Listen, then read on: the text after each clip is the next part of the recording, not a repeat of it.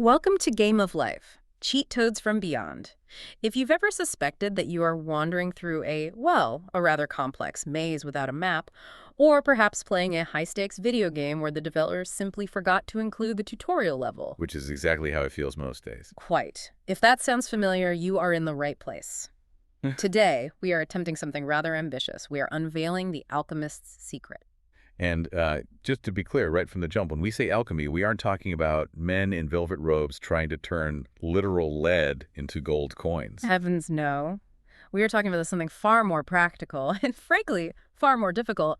It is the metaphysical ability to transmute the raw material of your existence. Every single moment, whether it is bathed in light or shrouded in absolute shadow, into gold. Into wisdom, yeah. Which brings us to our guide for this deep dive. We're looking at L.A. Fairhoff's incredibly insightful book, 7 Universal Truths from Near-Death Experiences. Yes, specifically focusing on the chapter concerning purpose and experiential learning. It is a brilliant section because it fundamentally dismantles our dreadful human habit of categorizing our biography. Right. Think about how we usually talk about our lives. We have this addiction to binary labels. Like, this was a good day because I got a promotion and the sun was shining. And this was a bad day because my car broke down and it rained. We are hopelessly addicted to the binary, good versus bad, blessed versus cursed. But Fairhoff suggests that from the perspective of the soul, or the universe, whatever you want to call it, those labels are completely irrelevant. They're actually inaccurate. It's a bit like judging a book solely by whether the font is pleasing to the eye while completely ignoring the plot. The source material argues that life is not just a series of random collisions. It's not just one damn thing after another. Precisely. It is instead a carefully designed course of study, the syllabus of the soul, if you will. Yeah, the book asserts that every single experience is a masterclass. It describes events as holding a precise frequency of wisdom that your specific consciousness came here to absorb. Precise frequency of wisdom. It's a beautiful phrase, but let's be honest, it is also highly confronting. Oh, it's incredibly confronting because it completely removes the luxury of accidentalism. Yes. If the universe isn't just throwing dice, then there is an intent behind the chaos, which is comforting in theory, but when things are actually falling apart, our natural human response is usually a very loud, very angry, why me? Exactly. Why me? It's a cry of pure injustice. And that is exactly where Fairhoff says the shift has to happen. The text suggests that asking, why is this happening to me, is just, well, it's the wrong question entirely. It's a dead-end street. It assumes an error has occurred in the system. Right, it's rooted in victimhood. The alchemist's question, the one that actually turns the lead into gold, is, what is this teaching me? Or perhaps, what is this trying to show me right now? It flips the script from punishment to pedagogy. It implies the universe is not a bully, but rather a teacher. A strict one, perhaps, but a teacher nonetheless. Pedagogical, not punitive. I love that. Yeah. And this leads to what I think is the most provocative point in the whole text. We could call it the paradox of comfort. Ah, yes. Because we spend our entire lives chasing comfort, don't we? We want safety, predictable routines, soft edges. We want the path of least resistance. But the source suggests the soul did not come here for comfort. It came for expansion. We signed up for the advanced course. We didn't come here to recline in a celestial lounge chair. We came here to hike the mountain. Yeah, the text explicitly says you were brave enough to sign up for the advanced course. It frames our difficulties not as evidence that we failed, but as a syllabus we actually designed ourselves before we even got here. It's rather like paying a premium to join a high-intensity gym and then complaining that the weights are terribly heavy.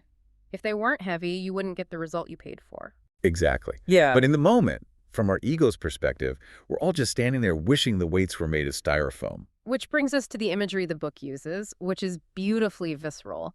The analogy of the seed and the soil. This part really illustrates the mechanics of expansion. If you stop looking at the flower for a minute and just think about the sensory experience of the seed itself. It's dropped into the dirt. It is completely dark. There is an immense amount of pressure pushing down on it from all sides. It's damp, it's cold, and it's suffocating. To the seed, that situation feels like a burial. It feels like the absolute end. If that seed had a human ego, it would be screaming, "This is wildly unfair, everything has gone wrong." It feels like death. But the source argues that those exact conditions, the resistance of the soil, the darkness, the crushing pressure, that is the only way the seed can crack open. Without the crushing weight, the shell remains intact. And if the shell remains intact, the life inside never gets out. It stays a seed forever. It remains perfectly safe but entirely stagnant. It never becomes what it was meant to be. So the resistance is functional. That's the huge takeaway here. It forces the roots to go downward to find stability and the shoot to push upward to break the surface. So if we apply this to you, the listener, that career failure that felt like a death sentence, that heartbreak where you felt completely crushed, You weren't being buried. You were being planted. that is a profound reframe. What felt like an ending was in fact a beginning. It changes the way you look at your scars. They aren't damage. They are the places where the shell cracked so the real you could get out. Hardship isn't there to destroy you. It's there to shatter the ego, the shell, to reveal your potential. You don't learn resilience sitting on a beach chair. You learn it in the storm. Which brings up a rather amusing point about how we humans attempt to engineer our lives. We are utterly obsessed with optimization. Oh, definitely. We want to hack the system for 100% happiness and 0% discomfort. We are constantly trying to sanitize our experience. One might observe that we spend a great deal of effort trying to curate our lives, rather like a chef attempting to prepare a gourmet meal using absolutely nothing but sugar. Using only sugar. My teeth hurt just thinking about that. Imagine it.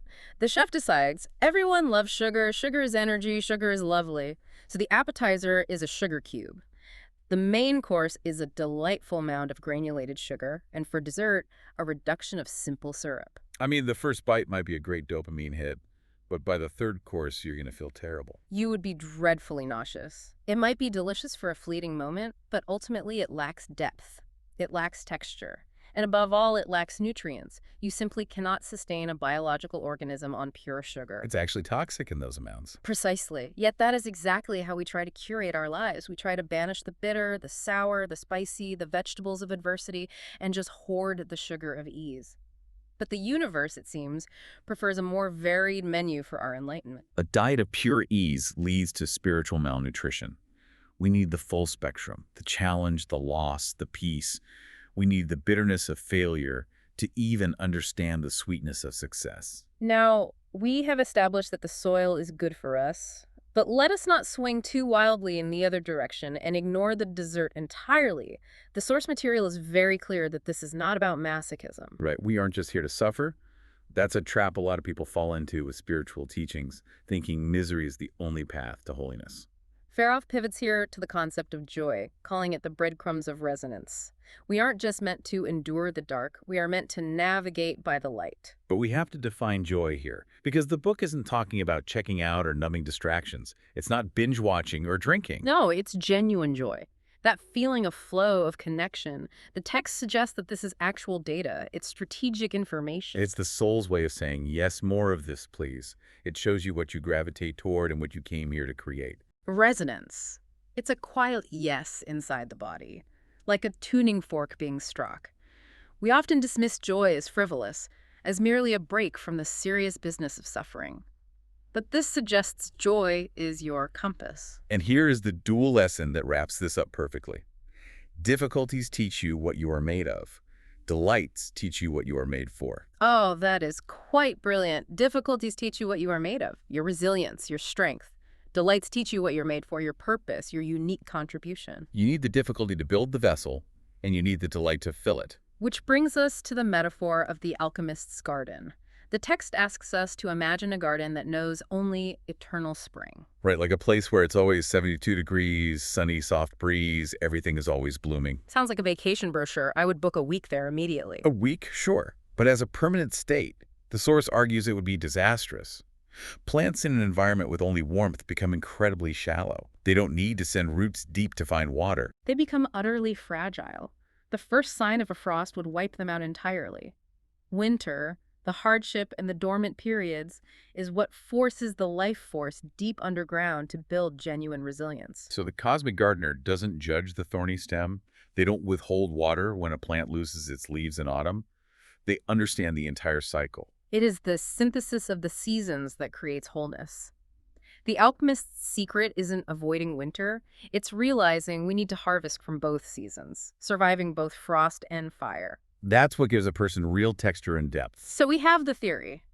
But how do we actually do this when we wake up on a dreadful Tuesday and everything is going wrong? The source offers a very practical exercise. the conscious mining of meaning. Yeah, mining is such a deliberate word. You have to get your hands dirty and dig for the gold. You create a script to flip your internal narrative. You look at a challenge and complete the sentence. The wisdom hidden in this experience is. And then this revealed that I am capable of. It forces the brain to stop scanning for threats and start scanning for value. Instead of saying, this hurt me, the narrative becomes, this forged me. And for real-time decision-making, we have the compass check. You simply place a hand on your heart before making a choice and ask, does this choice feel expansive or contracting? It's a physical sensation, because your mind will lie to you with all these external shoulds. You should take this job, it pays well. But the body knows. If you feel a tightening, a shrinking sensation, that is a no. If you feel a lightness, an opening up, that is your quiet yes. Stop overriding your inner yes with external obligations.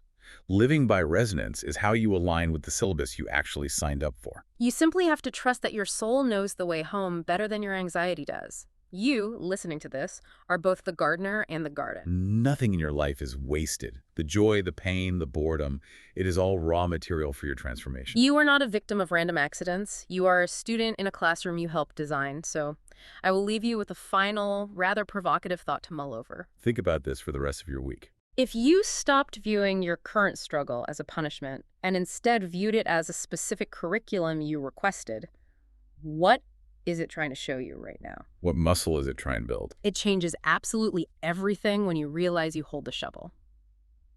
Thanks for listening to this deep dive. I trust this was insightful. You can find L.A. Fairhoff's book online. There is a universal link in the show notes.